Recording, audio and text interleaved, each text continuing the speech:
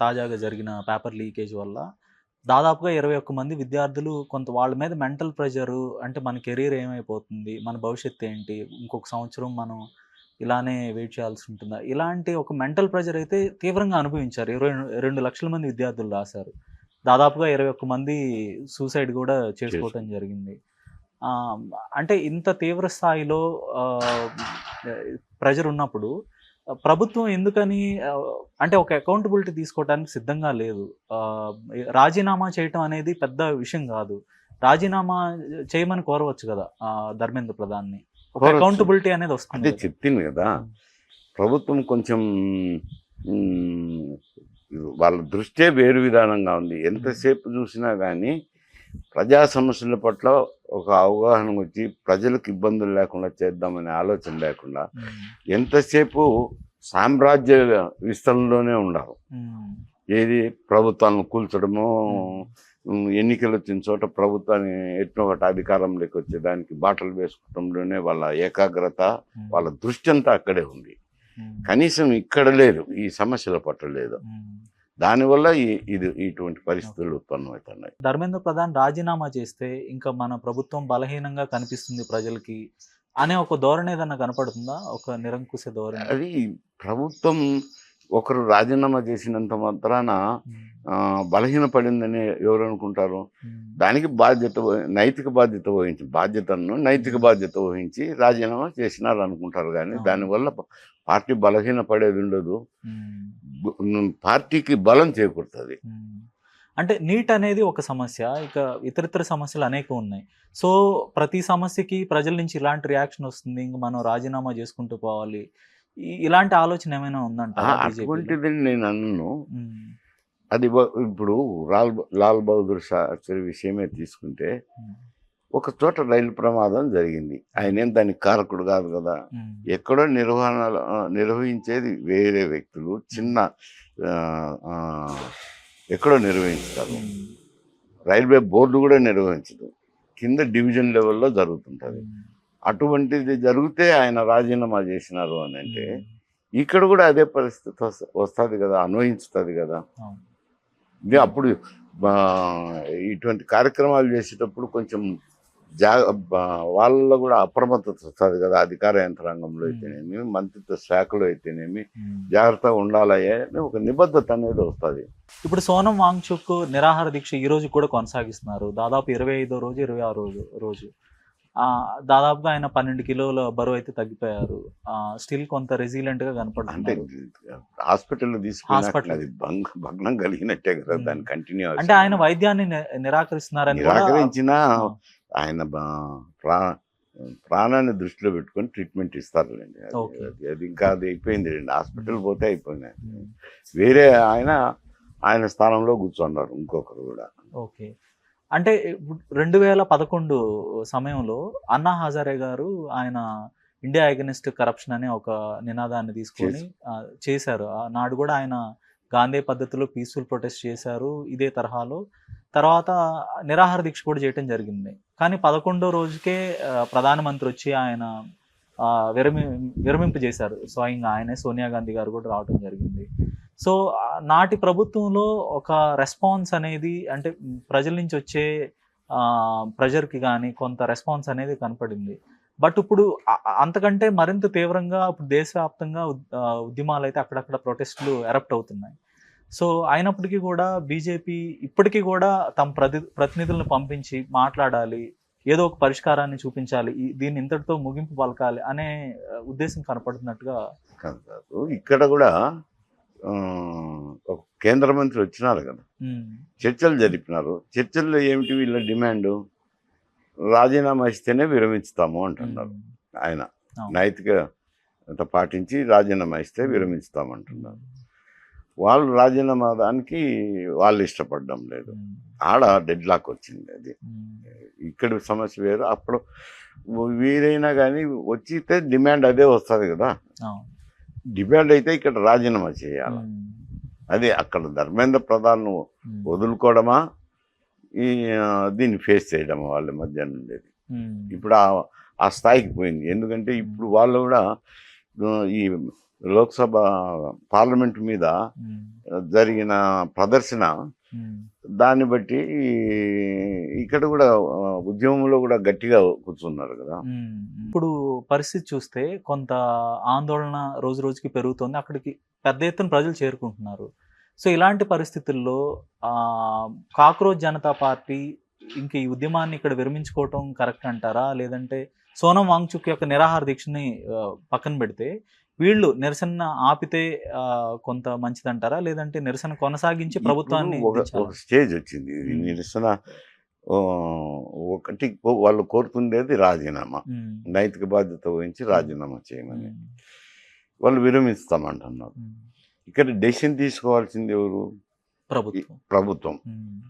మా ప్రధానమంత్రి అనుకోండి, పార్టీ అనుకోండి, తీసుకొని ఇది ఇంతతో ఎందుకు దీన్ని ఏదో ఒకటి చర్యలు తీసుకుంటామని చెప్పి అతనితో రాజీనామా చేయించవచ్చు కదా. పెద్ద సమస్య ఏముంది?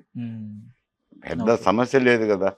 దేశాన్ని ఇంత ఉత్పాతంలోకి తోసేదానికంటే ఒక వ్యక్తితో రాజీనామా ఇప్పించడం సులభమైన పని కదా. దానికంత భీష్మించుకొని కూర్చోవాల్సిన అవసరం ఏముంది? ఇప్పుడు విద్యార్థులు దాదాపుగా 3-4 డిమాండ్లు అయితే పెట్టడం జరిగింది. సో వారి డిమాండ్లో ప్రధానంగా ధర్మేంద్ర ప్రధాన్ రాజీనామా చేయటం, తర్వాత ఇప్పుడు మొన్న ఏదైతే నిరసన తెలిపారో వారిలో ఆ విద్యార్థుల మీద ప్రొసీడింగ్స్ జరగకుండా, లీగల్ ప్రొసీడింగ్స్ జరగకుండా కంట్రోల్ చేయటం, తర్వాత కేసులు విత్డ్రా చేయటం, తర్వాత ఎవరైతే పోలీసులు దుందుడుగా వ్యవహరించారో వారిని కోర్టుకి వారి మీద కేసులు పెట్టడం, ఇలాంటి డిమాండ్స్. అంటే అది నేను ఎందుకంటే పోలీస్ శాఖలో అంటే కలబడిన తర్వాత ఇది ఎక్కువ ఇది తక్కువ అని చెప్పలేము.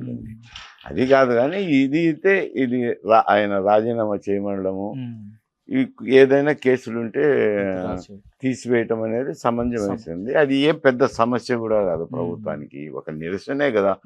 ఆ కేసులు ఏం కేసులు పెద్ద కేసులు కాదు. అటువంటి విత్డ్రా చేసుకోవచ్చులే, అది పెద్ద సమస్య కాదు. ఇప్పుడు ఈయన రాజీనామానే ప్రధానమై కూర్చున్నది.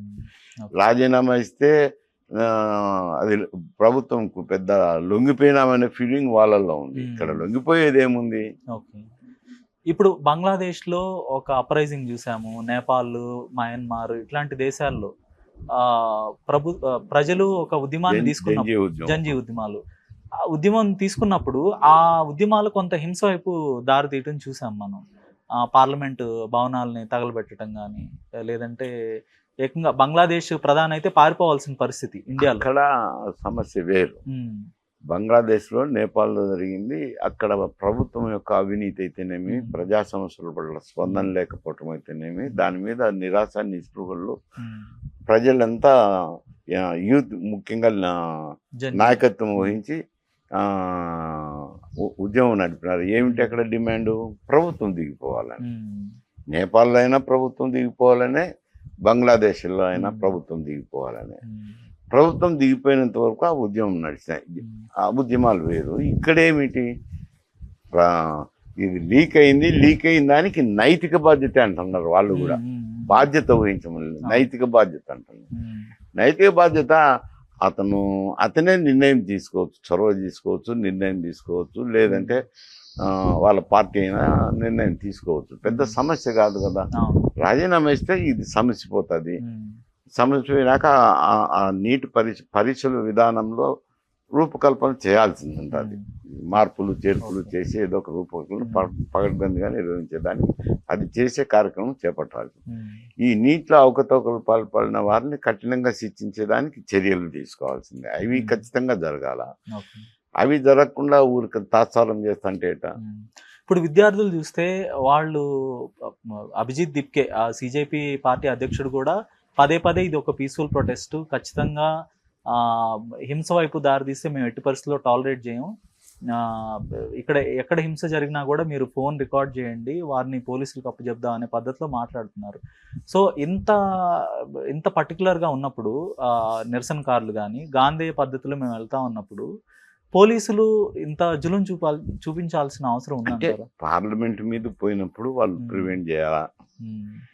అక్కడ ఏంటంటే కత్తి మీద సాము చేసినట్టు ఉంటుంది. లేదు పోలీసులు తప్పులు పెట్టేదానికి లేదు. నిరసనకారులు వీళ్ళు పార్లమెంట్కి పోవాలంటారు, వాళ్ళు పోకూడదు అనేది వాళ్ళది.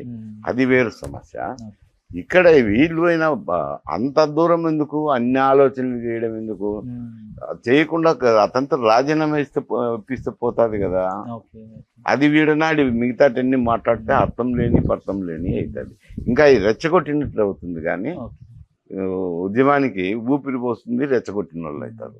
ఇప్పుడు అక్కడ చూస్తే మహిళల మీద కూడా మేల్ పోలీసులు కూడా కొంత లాఠీలతో కొట్టడం ఇవన్నీ జరుగుతాయిలేండి, అవి పెద్ద సహజంగా. ఎందుకంటే వాళ్ళు పార్లమెంట్కి పోకుండా ఆపాలా, ఆపినప్పుడు వీళ్ళని అరెస్ట్ చేయడమో ఏదో ఒకటి తోయటమో ఏవో జరుగుతుంటాయి.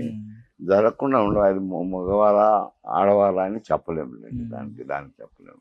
అవన్నీ మనం విశ్లేషణ చేయలేం. కానీ ఇదైతే ఖచ్చితంగా ఒక రాజీనామా ఇప్పిస్తే పోయేదానికి ఇంత గోటితో పోయేదానికి గొడ్డళ్ళు తెచ్చుకున్నట్టు వ్యవహారం అంటారు. ఓకే, ఇప్పుడు మనకి పైకి కనపడుతున్న రీజన్ అయితే కాక్రోచ్ జనతా పార్టీ చెప్తుంది కూడా నీట్ పరీక్ష లీక్ అవ్వటం, తర్వాత దీనికి నైతిక బాధ్యత వహించి రాజీనామా చేయాలని కోరుతున్నారు.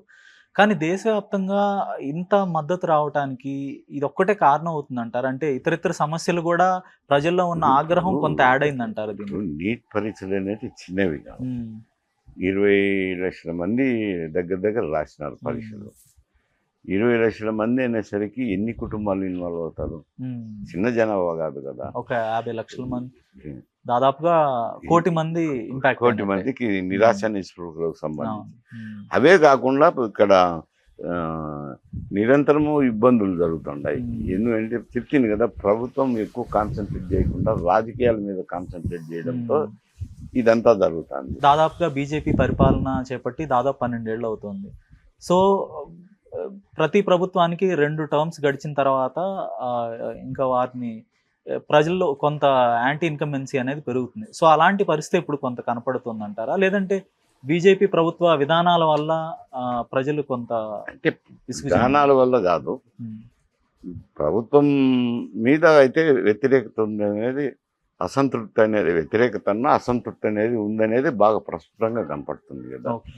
ఎందుకంటే అక్కడ పాల్గొనే వాళ్ళు నీటిలో పరీక్షలు రాసిన విద్యార్థులే కాదు, వారి కుటుంబాలే కాదు, మిగతా వాళ్ళంతా అన్ని శాఖల్లో ఉన్న విద్యార్థులు అయితేనేమి, నిరుద్యోగ యువత అయితేనేమి, రకరకాలంతా పాల్గొన్నారు. దాన్ని దృష్టిలో పెట్టుకోవాల్సింది ఉంటుంది ప్రభుత్వం. ఇంత వ్యతిరేకత ఎందుకు వచ్చింది, ఈ ఒక వ్యక్తి ఎక్కడి నుంచో వచ్చి నిరాహార దీక్ష చేస్తే ఆయనకి ఇంత మద్దతు ఎందుకు వస్తుంది అనేది వాళ్ళు విచక్షణ చేసుకొని ఆలోచన చేసుకొని వాళ్ళ ప్రవర్తన మార్చుకోవాలి. ఓకే, కాంగ్రెస్ పార్టీ చేసిన స్కామ్స్ కానీ లేదంటే అన్నా హజారే చేసిన ఉద్యమం కానీ కొంత బీజేపీ అధికారంలో రావడానికి ప్రధాన కారణం అయ్యాయి.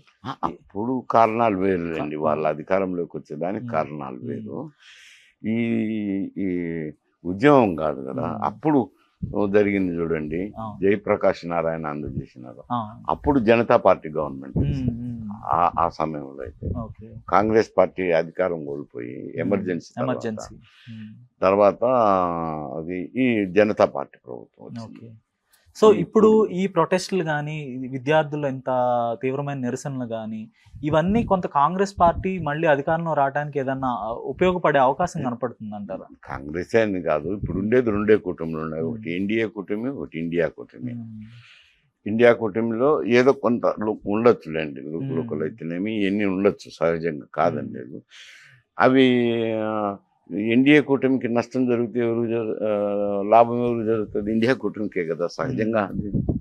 అంతే కదా, ఆల్టర్నేటివ్ కనపడేది ఇండియా కూటమి దేశం మొత్తం మీద.